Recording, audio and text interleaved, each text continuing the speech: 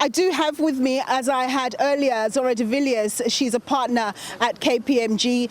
She focuses on matters of tax. And so I'm just going to get into it with her because we did speak about her expectations around how SARS is doing in terms of revenue collection. She told us that they're doing much better than they did last year so far. So we're going to see what that means and whether that has implications for whether they're going to ask for further increases in tax in the February budget. But in the meantime, let's drill down with Zora to find out what is happening with SARS. So SARS is getting 7.5 billion rand over the medium term in order for it to basically enhance its ability to extract taxes, existing debt that's owed to it by the taxpayer. And you've indicated that they appear to be doing well. But of course, we're still very much early in terms of the midterm. But what sort of areas are you seeing them being able to enhance their performance? Yeah, SARS actually presented the annual report last month to the Standing Committee on Finance, and in the report it is clear that they will be concentrating on tax compliance and the use of AI technology in order to enhance that and also to broaden the tax base. In the report they also talk about illicit trading and specifically what's happening in the alcohol industry and as well as the tobacco industry, and what the plans are going forward on that. But I think with the use of AI and technology and also building on the resources, there is much still to come from them. But they have really a good track record in terms of the collections that they've already made in terms of overdue taxes for the first 6 months, and we'll see that continuing into the next 6 months and over the medium term as well. So I think in terms of SARS, they well placed in to increase the collections of those overdue taxes as well as the use of technology. What do you think about the psychology of the taxpayer? You know, we keep on hearing about these billions and billions of rand which are wasted. You know, we hear about the Tembisa hospital situation and so on. It creates a lot of apathy amongst taxpayers, like, I'm paying tax, but it's not going towards the right causes, the right reasons. Yeah, that's correct. I think taxpayers are willing to pay tax, but they want to know that once they've paid the tax, that it's actually used in the most optimal way. So SARS need to look at fruitless and wasteful expenditure in state-owned entities and try to eradicate that, because that money can be used in causes where it's much more needed. So you're correct in terms of paying of taxes, but also in terms of using that money to the best possible way for the benefit of all citizens of South Africa. Indeed. Zora, thank you so much for your time and your insights. That was Zora de Villiers. She's a partner at KPMG. So let me continue conversation now with Matshidiso Lingwasa. She's the chairman, or the chairperson, pardon me, of the Budget Justice Coalition and a budget analyst at Section 27. And of course, she's from the civil society sector, which has been complaining for years and years about austerity budgets. Thank you so much for joining us, Matshidiso.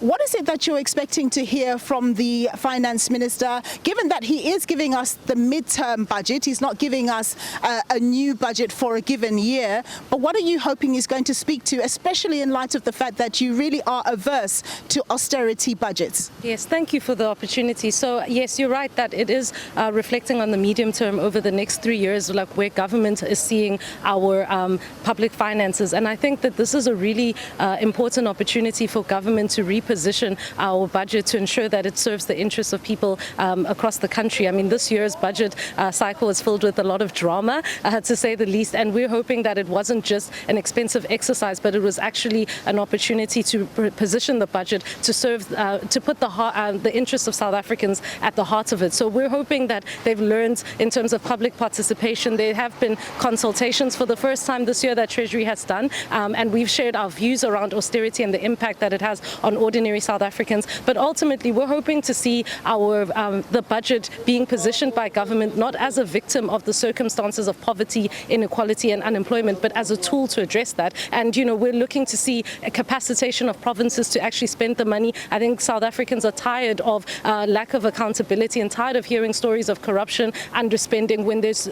such a need to serve the interests of ordinary people. So I'm really honestly just just optimistic and hoping that National Treasury has heeded the call and will put South Africans at the heart of this year's budget.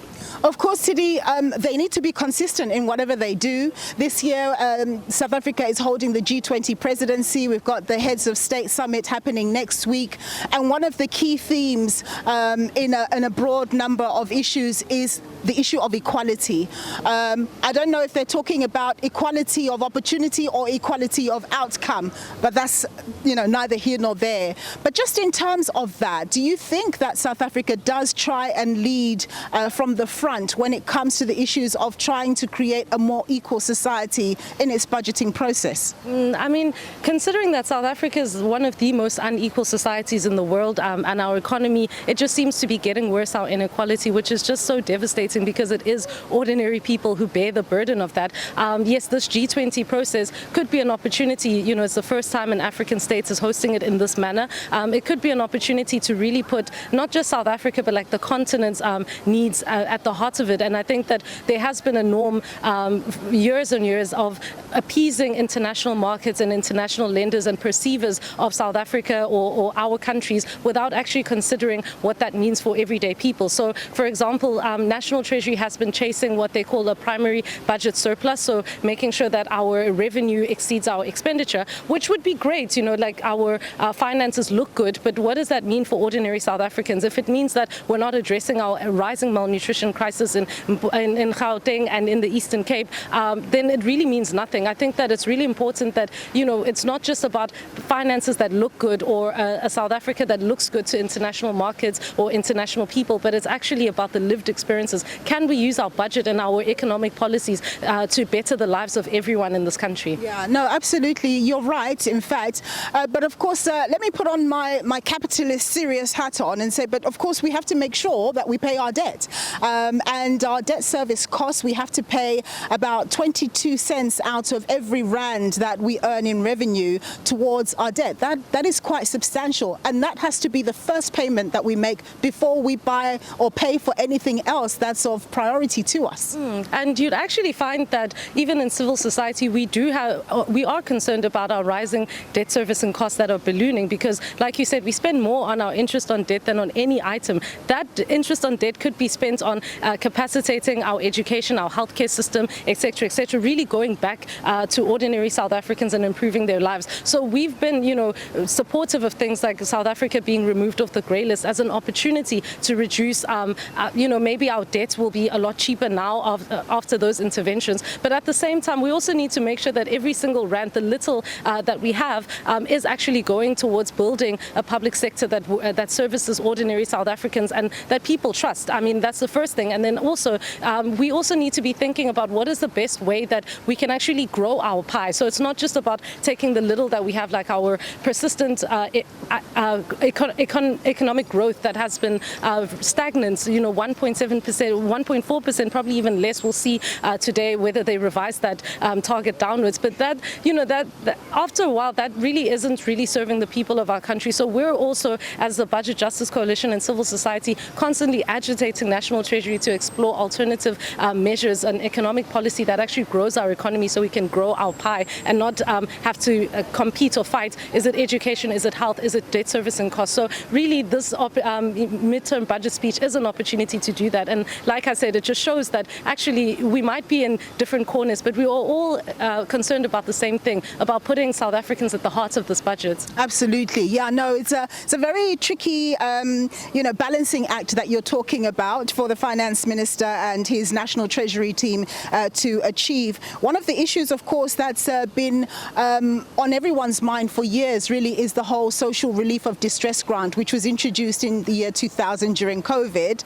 And each year the Finance Minister has said, yes, we'll let it continue until the end of March next year or whatever it is. And that's the same case with the March 2026 deadline. They only kind of give us a sense that it will only be available until the end of the fiscal year. What are you hoping is going to happen around the SRD? Because to pull that rug away from so many people would be political suicide, if you like. And also, you know, there does need to be some sort of buffer for people. Yeah, I think you're absolutely right that there needs to be a buffer for people, because unfortunately what we have is an economy that has been unable to create jobs, that has been unable to absorb the millions of young people, especially in our country, who are willing and able to serve our country. And so we're hoping for, I mean, like really a medium-term budget speech that prioritizes tackling unemployment, first of all. So that looks at capacitating, hiring doctors, nurses and teachers. But at the same time, like you said, that in terms of overcoming the unemployment crisis, we need a buffer right now. There are millions of people who rely on the SRD grant because there are no opportunities. And so this persistent year on year, not really knowing the long-term vision, or having this grant almost as like a short-term stopgap measure, I think that it's not really restoring trust for South Africans. It's leaving many people uneasy regarding our finances as a country, because we spend a substantive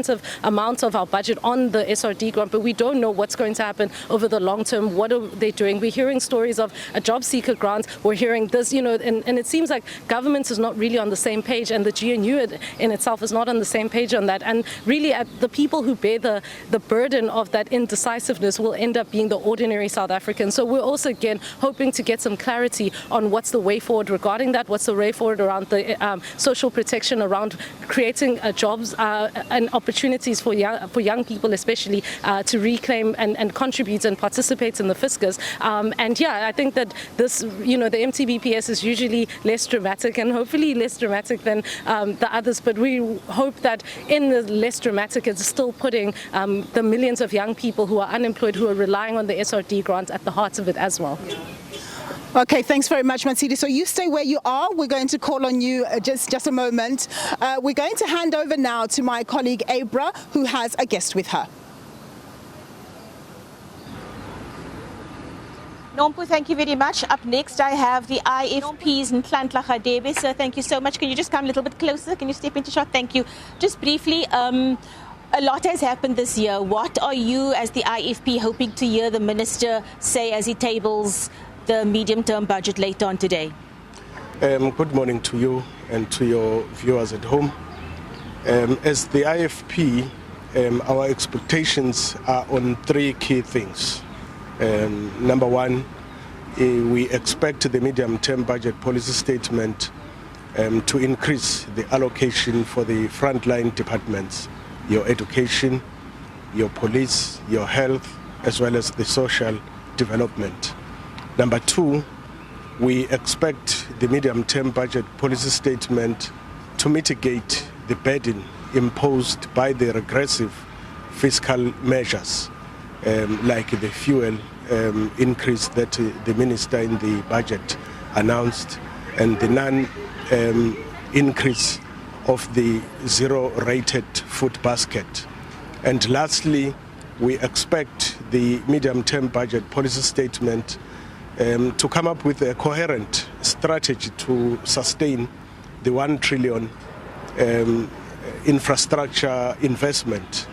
It should ensure implementation timelines and clear and transparent procurement for it. Thank you, Those are the three key areas that we expect. Sorry to cut you off. Thank you so much for your time, so we'll catch up with you later on. Nompu, I'm handing back to you now. Thanks. All right, thanks very much for that, Abra. So much that we have to anticipate coming out of this midterm budget. Of course, the spending, the revenue expectations, what the finance minister thinks in terms of global economic trajectory, how the tariffs are impacting the local economy and the wider global economy. And a key thing, of course, the conversations that are being had are, is the finance minister going to decide, going to announce that he is indeed confirming that we have a lower inflation target. That will be important, because lower inflation means that we'll have less erosion of the local currency. But of course, we'll be speaking more about that with our guests going forward. With that, it's back to you in studio, Ayanda. Nompumelelo Siziba and the rest of the team, thanks for whetting our appetites. We certainly look forward to that midterm budget policy statement expected at 2 p.m. this afternoon.